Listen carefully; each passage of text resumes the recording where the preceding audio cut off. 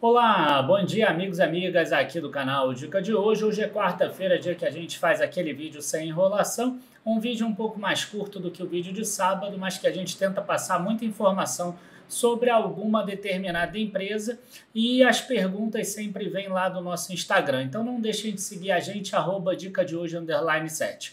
A pergunta de hoje é desse rapaz aqui que está meio tristinho aí no início do ano, porque a gente não comenta nada sobre o BTG Pactual, sobre o BPAC 11. Então hoje, de forma especial, a gente vai falar um pouco sobre esse banco que tem crescido bastante receita, patrimônio, lucratividade e retorno sobre o patrimônio líquido. Logo depois da vinheta a gente já começa. Curta o vídeo, se inscreva no canal porque dá força, esse vídeo sobe para mais pessoas e logo depois da vinheta a gente já começa.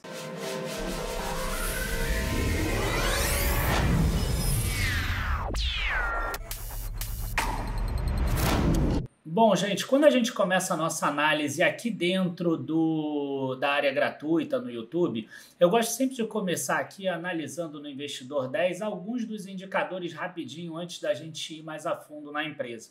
Então eu consigo ver que o BTG Pactual aqui caiu 21% nesse ano. Ele tem um dividend yield menor do que o de outros bancos, ele tem um preço sobre lucro um pouco mais alto do que os bancos de varejo de forma geral e tem um preço sobre valor patrimonial também maior do que outros bancos de varejo. Tá? Inclusive, eu conseguiria comparar esses indicadores aqui. Inclusive, eu consigo fazer uma comparação entre o BTG Pactual e os principais bancos de hoje em dia que não estão com problemas, né? Então, eu tirei o Bradesco e o Santander, e eu queria ter botado o Banco Inter aqui do lado também, mas infelizmente, como ele é listado nos Estados Unidos, eu não consegui fazer essa comparação de múltiplos. Então a gente vai ver aqui que o BPAC ele tem um preço sobre lucro maior, um preço sobre valor patrimonial maior do que o Itaú, um EV/EBITDA maior também, um dividend yield menor e etc. O que ele tem melhor aqui? Ele tem essa margem EBITDA aqui, e tem os indicadores de retorno sobre patrimônio líquido. Tá? Então, a gente já tem uma visão geral do BTG Pactual, ou seja, ele é um pouco mais caro do que os bancos de varejo e por isso ele precisa crescer mais o lucro dele, crescer mais os resultados dele para que ele consiga ter uma rentabilidade maior. Então agora a gente vai para os resultados do banco para ver se ele tem conseguido isso e se tem conseguido em uma quantidade satisfatória para conseguir ter esse ágio em relação aos outros, digamos assim. Tá? A primeira coisa que me chama a atenção quando eu analiso o BTG Pactual é o seguinte, é que ele tem um lucro líquido que vem crescendo ao longo do tempo, assim como o patrimônio líquido e a receita total. Mas, por outro lado, ele tem uma base de receitas que é muito diversificada aqui. Eu não sei se vocês conseguem ver, mas ele tem desde Investment Banking, por exemplo, né, que são as receitas que ele ganha pelo banco de investimento, como ele tem empréstimos, por exemplo, Sales and Trading, tem a gestão aí de ativos, tem a gestão de fortunas, participação, como por exemplo a do Banco Pan, e além de outros aqui que entra muito resultado financeiro aqui nos outros também. Então, a gente percebe aqui que ele tem uma base muito diversificada. E aí a gente já percebe uma diferença em relação àqueles outros bancos que a gente comparou, né? Enquanto os outros bancos eles dependem na receita deles de uma participação muito grande das receitas de juros, a gente vê que o BTG Pactual ele só tem 25% de receita com juros, que é a receita do empréstimo. Ele não depende tanto dessa receita do empréstimo assim. A segunda maior aqui é Sales and Trading, e aqui vem explicando direitinho, né? Produtos e serviços financeiros oferecidos a um grupo diversificado de clientes institucional no Brasil e no exterior, incluindo market making, corretagem, compensação, research, mesas operações proprietárias de ações, derivativos, enfim. Essas são as duas principais linhas de negócio, mas o negócio dele é muito mais diversificado. A gente vê que nos bancos maiores, a gente tem uma linha de negócios ali de juros que é muito maior e a linha de serviços também cresceu ao longo do tempo, mas dificilmente ela bate 50% do total de receitas. Então, essa é uma diferença que eu vejo aí no BTG Pactual e até por isso ele é um banco de investimento e não é um banco de varejo. Bom, o segundo ponto aqui que eu acho que é importante da gente deixar claro é o seguinte, ele consegue uma margem muito expressiva aqui, tá? Ele tem uma margem muito expressiva porque ele tem uma receita total de 6 bilhões 445 milhões, tá? E aqui a gente vê um lucro líquido de 3 bilhões. Além disso, ele também consegue imposto de renda e contribuição social com uma alíquota efetiva que é muito baixa, de 20%.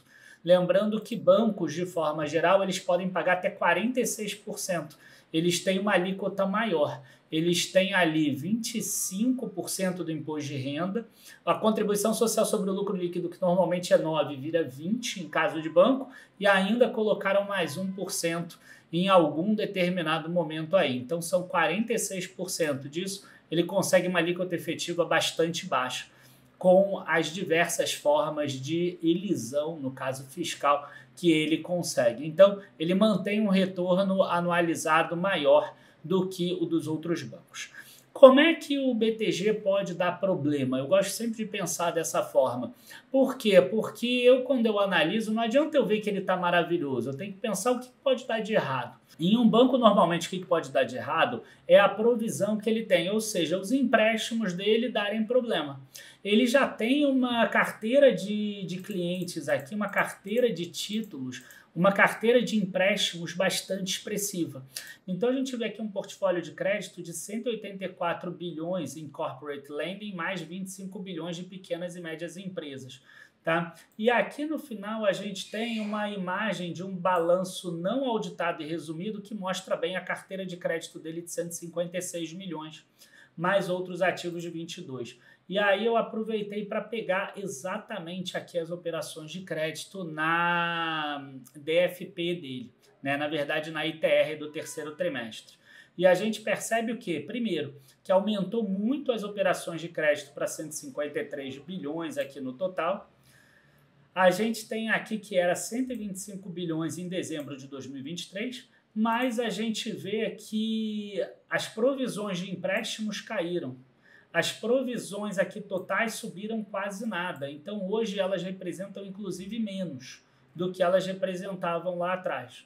Tá? E além disso aqui, eu acho que vale a gente mostrar que o banco ele tem hoje uma carteira de crédito em que poucos são os clientes com problemas, ou seja, são aqueles clientes do E até o H. E isso a gente consegue ver nessa imagem daqui, ó. Os clientes com risco do E até o H, ó, a gente vê que são muito poucos aqui em relação ao total da carteira de crédito. Tá? No Banco do Brasil, por exemplo, esse total são 6,9% em relatório recente da Moody's. Então, a parte de crédito não me diz nenhum problema com relação ao BTG. Né? A parte de receitas, ele tem conseguido crescer ao longo do tempo e também não mostra nenhum sinal de desaceleração nesse momento. Tá? Além disso, a gente vê um índice de Basileia que ainda está ok, ou seja, ele ainda pode aumentar a carteira de crédito se ele precisar. E além disso, a gente viu um índice de eficiência aqui, ó, melhorando ao longo do tempo. Né? A gente tem aqui, ó, 38,2 ano passado, 37,3 e 36,4. Em 9 meses, caindo de 38,9 para 37,1. Para quem não lembra, índice de eficiência é despesas menos receita, é dividido por receitas, então quanto menor, melhor. Então, quer dizer, nada me mostra que o BTG não vá continuar crescendo no ritmo atual, um ritmo de 14% a 15% mais ou menos. Entendo que as pessoas que gostem de dividendos talvez não se sintam tão confortáveis de investir em BPAC 11, mas não vejo nada que desabone o BPAC 11, com a única situação aí que talvez ele negocie acima dos pares, mas é amplamente normal ele negociar acima dos pares, afinal ele tem aí, ó, índice de Basileia maior do que os pares, por exemplo, ele tem o lucro líquido maior do que os pares, em crescimento maior do que os pares, como a gente consegue ver aqui, ó, um crescimento muito mais expressivo do que o dos outros bancos. Ele tem uma rentabilidade maior do que outros bancos também. A gente vê que eles estão com dificuldade de bater uma rentabilidade maior do que 20%, e o BTG tem conseguido manter isso, inclusive aumentou a rentabilidade. Então, não vejo problema, tá? Na minha visão, é um banco ok para a pessoa ter em carteira, desde que ela não esteja focada em dividendo, tá? Aquele banco que foca mais em crescimento de resultado. Parte disso já está no resultado do banco. A única coisa que acontece é o seguinte: quando esse tipo de empresa que você tem um crescimento já embutido no preço para de entregar o crescimento, a queda é forte. Então a pessoa que investir no BTG pensando nessa análise, ela precisa pensar e entender os riscos que existem dela investir e a partir do próximo trimestre o BTG piorar. Bom, gente, abraços, bons investimentos, espero que vocês tenham gostado desse vídeo de hoje. Se vocês gostaram, curtam o vídeo, se inscrevam no canal.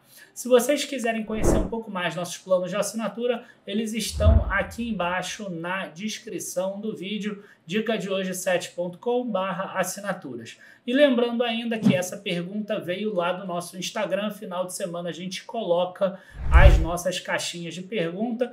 Então, não deixe de seguir a gente lá para poder perguntar o que você quiser. E aí eu posso responder aqui no vídeo ou lá no Instagram mesmo nos stories. Abraço, bons investimentos e até a próxima semana. Nunca se esquecendo que construir leva tempo.